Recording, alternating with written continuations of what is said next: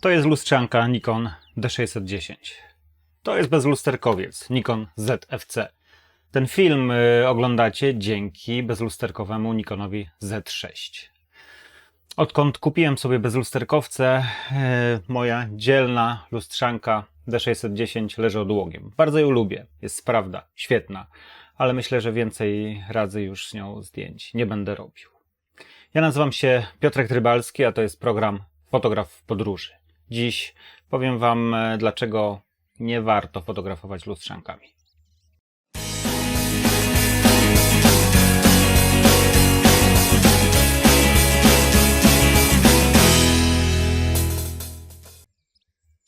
To była prawdziwa rewolucja, gdy przesiadłem się z zwykłej analogowej lustrzanki na lustrzankę cyfrową. Wreszcie miałem to, co chciałem. W tym samym momencie, w momencie zrobienia zdjęcia, mogłem sobie podglądać, czy jest prawidłowo naświetlone, czy wszystko tam w porządku, czy slajd, który jest oczywiście i drogi w naświetlaniu, bo drogi w produkcji, i trudny do naświetlania, został prawidłowo naświetlony. Po prostu nie było problemu negatywów czy slajdów. Wszystko było widać w monitorze, na wyświetlaczu. Można było w sekundę sprawdzić, czy wszystko jest w porządku, prawidłowo naświetlone. Ta rewolucja, wydawało mi się, że to będzie koniec już wielkich rewolucji w fotografii. Po prostu cyfra wyprze analogowe aparaty, bo tak rzeczywiście się stało. No nigdy więcej nie zrobiłem zdjęcia analogiem i raczej nie zrobię. Dzisiaj mamy kolejną rewolucję. Ta rewolucja nazywa się aparat bezlusterkowy. I dlaczego uważam, że to jest rewolucja i dlaczego uważam, że powinniście przesiąść się na bezlusterkowce, jeśli macie taką potrzebę, w sensie potrzebę zmiany sprzętu, bądź po prostu chcecie wejść w jakiś system fotograficzny, cyfrowy system. Mówię o systemie, ponieważ Nikon, Canon, Sony, Fujifilm to są wszystko systemy. O tym myślę, że trzeba będzie zrobić kiedyś osobny odcinek. Jeśli więc chcecie wejść w jakiś system, to mówię zdecydowanie tylko i wyłącznie bezlusterkowce. A w tym programie powiem Wam, dlaczego ta decyzja jest jedyną słuszną i dlaczego nie warto mieć jakiekolwiek dylematy w tym zakresie. Żebyśmy sobie uspólnili słownictwo i pojęcia, czym jest bezlusterkowiec. No zasada jest bardzo prosta. Lustrzanka wykorzystuje lustro. Innymi słowy, to co wpada przez obiektyw odbijane jest przez lustro do naszego wizjera. I to jest tak naprawdę największa wada lustrzanek, ponieważ widzimy to, co widać, a w bezlusterkowcu widzimy to, czego nie widać. Wydaje się, że to magia. No nie. Bezlusterkowiec zapisuje nam obraz na matrycy i pokazuje nam to, co widzi matryca. Innymi słowy, patrząc na wyświetlacz, ten tutaj, ciekłokrystaliczny, patrząc na wizjer, czy tutaj, w środek, widzimy dokładnie to, co fotografujemy. To jest absolutnie kluczowe. Widzimy dokładnie to, co fotografujemy. W lustrzance tego nie ma, ponieważ każda korekta ekspozycji chociażby w lustrzance, czy fotografowanie w złych warunkach oświetleniowych na dłuższych czasach, kiedy chcemy uzyskać obraz troszkę jaśniejszy, oznacza tyle, że musimy zrobić zdjęcie i sprawdzić, czy nam wyszło. W bezlusterkowcu przez wyświetlacz, powtórzę to jeszcze raz, widzimy dokładnie to, co fotografujemy. Mało tego, każda korekta ekspozycji daje nam obraz jaśniejszy bądź ciemniejszy i my to widzimy. Mało tego, na wyświetlaczu tutaj cyfrowym, ciekłokrystalicznym, nazwijmy go tak, czy też patrząc w wizjer, po prostu w wizjer, możemy sobie wyświetlić jak terminator różne dane, w tym absolutnie kluczową informację, histogram. Czyli patrzymy w ten sposób i widzimy histogram. Możemy korygować ekspozycję i możemy sprawdzać, czy nasze zdjęcie jest prawidłowo naświetlone. Dla mnie to była absolutna rewolucja i tak zwany deal breaker, coś co sprawiło, że nie miałem dylematów, żeby się przesiąść. Mam przed oczami dokładnie to, co fotografuję. Ale to nie wszystko. Ten wyświetlacz jest jasny. O wiele bardziej jaśniejszy od wyświetlacza lustrzanki. Co to znaczy? No tak jak wspomniałem, kiedy jest ciemnawo, kiedy się robi szarawo, nasze lustrzanki widzą tyle światła, ile jest. Wyświetlacz troszeczkę podbija to światło. Patrząc w wizjer widzę znacznie więcej. Nocą nawet ustawienie ostrości jest o wiele bardziej proste. To oczywiście ma swoje wady i zalety. Wadą jest to, że trzeba się nauczyć patrzeć na histogram, bo wyświetlacz troszeczkę oszukuje, rozjaśniając nam ten obraz, który widzimy. Paradoksalnie jest to forma jakiegoś zaprzeczenia w stosunku do tego, co powiedziałem na początku, ale nie. To nie jest paradoks, nie zaprzeczam sam sobie.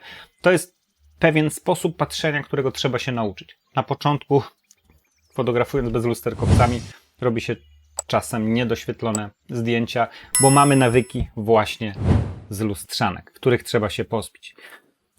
Dane w wizjerze. W wizjerze widzimy dokładnie wszystko to, co na wyświetlaczu tutaj.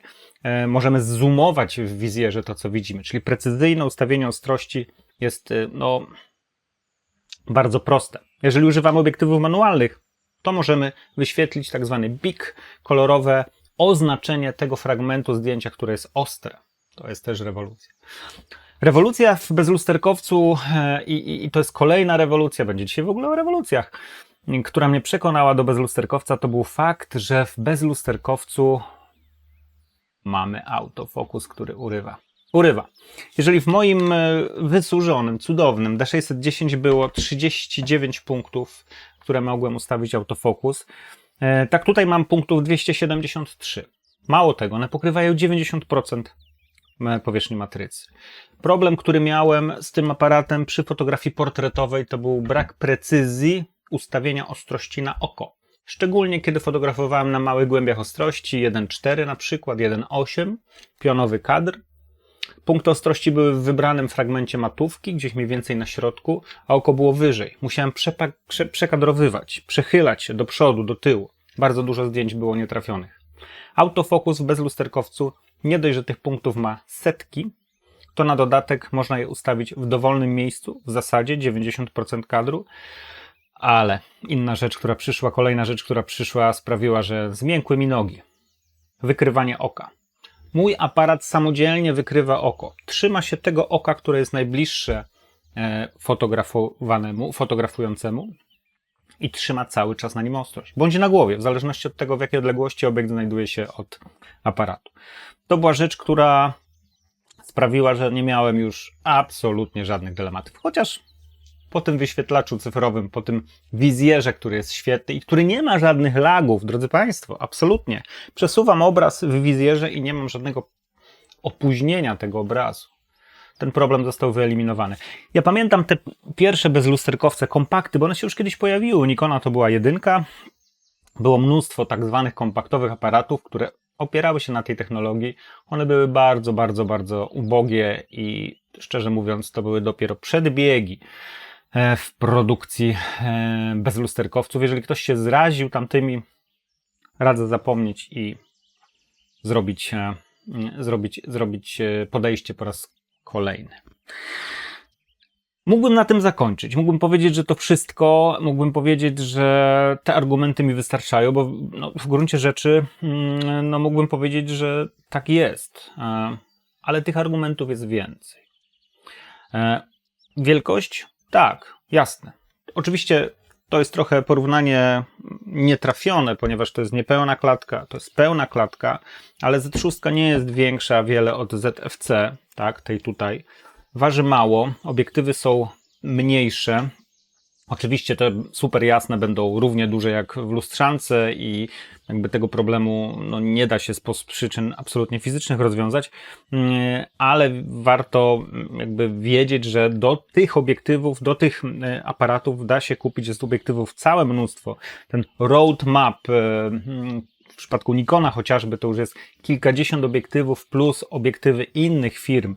Sigma robi, Tamron, Artisany wszystkie, Seven Artisany, TT Artisany, Voigtlandery, Viltroxy i mnóstwo Samyangów i różnej chińszczyzny, która produkuje mniejsze lub większe manualne z autofokusem obiektywy. Moim zdaniem problemu już absolutnie nie ma i to grzmienie, że po prostu kupuje się system, w którym nie ma obiektywów, już nie ma racji bytu i tutaj nie ma nawet o czym mówić. Mało tego, można kupić przejściówkę, która pozwala podłączyć do aparatu wszystkie stare, analogowe, nawet obiektywy, które w przypadku Nikon wyprodukował i cieszyć się starymi szkłami. Chociaż powiem szczerze, jakość nowych szkieł, ich kultura pracy, cisza, autofokus, który jest po prostu rewelacyjnie szybki.